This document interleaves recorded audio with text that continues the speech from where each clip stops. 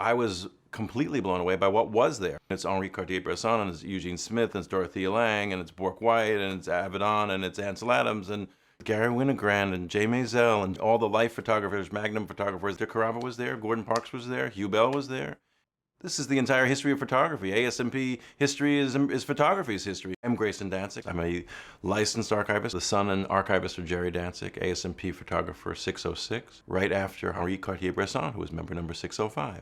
As an archivist, you're answering questions that are unanswered. Where does this belong? How does this make sense? You come to this place, the sacred place of an archive, and it's very sacred because it's the past and it's not coming back. 1944 is in the books. It's not coming back. You're making sense of what's left over. But an archive is a living, breathing thing. It's not static. It doesn't just end, particularly with the case of ASMP and the membership growing forward. It's a rich, glorious history filled with the conscience of the world. Bob Landry and Robert Capa were on the beaches of Normandy, in 1944. The periodicals, bound copies of the Infinity, of the Bulletin, of the newsletter, are a roadmap. So we can put together, decade by decade, day by day, what was happening, who was on, was Bork White in India, was Dorothea Lange out in the field? We now know what was going on. We can ask those questions. We got Eddie Adams in Vietnam, Pulitzer Prize winning, image of the Saigon shooting. We have Gordon Parks documenting American Gothic for the, Farm Securities Administration. This is on Gordon Parks stationery. To whom it may concern, enclosed are my dues in full for the current year, since I am so rarely involved in photography anymore. From 1978. For me, it has been a long and most pleasant association, and I wish all the members the very best. ASMP is a most worthy organization, and it has done a splendid job in helping young photographers find their way in a most difficult field.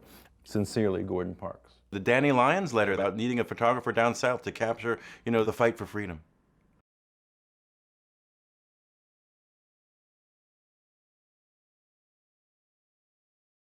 ASMP history needs to be rebirthed in a way. It needs to be available for researchers who want to bring it forward. We want it to be utilized and embraced and shared within the photographic and world community. We want the great images of ASMP and the voices of ASMP to be heard loudly. Check out this for a second.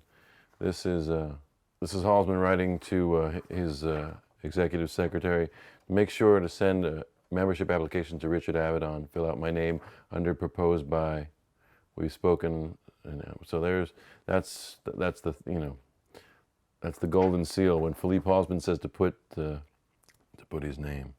What has to happen is the people who really love this material and have the vision for it going forward need to meet the people with deeper pockets who understand that they hold the key to the longevity of the material. I see this absolutely as an exhibition. I see it absolutely as a book. I see it as connecting the dots and connecting ASMP history to photographic history to world history. Let the photographers tell their story through their images, through their words, through their letters, through their interviews. These are the guys and the gals that did this stuff. They did it better than anybody else. They did it first. It mattered more to them. And don't you want to be inspired by them? The realization that there's a human being behind every photograph makes the powers resonate that much more. ASMP, baby. Ain't nobody else.